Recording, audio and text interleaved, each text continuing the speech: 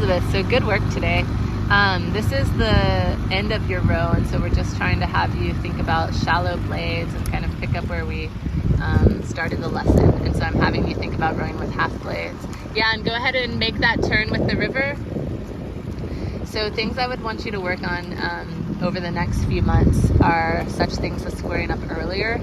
So squaring up earlier is going to help with blade preparation. And so just being able to square your oar up and then make sure that your oar is in that squared position before you drop it into the water. It's going to help with things such as like not having to row the oar in.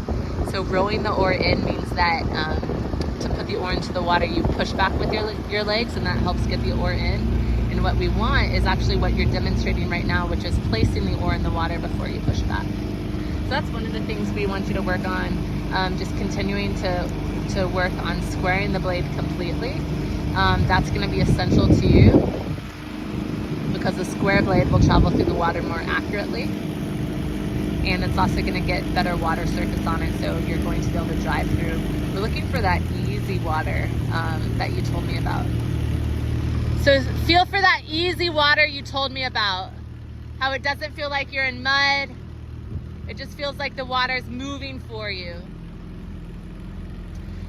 Also just making sure that you keep on following like the correct order of the stroke. So driving back with the legs, then leaning back, and then pulling in. And one of the things I've told you about in this lesson is thinking about like hanging off of your oars, or like pretending that you don't want to pull in with your arms, because a lot of times it's that pulling in and that leaning back that really negatively impacts the direction your oar travels through the water.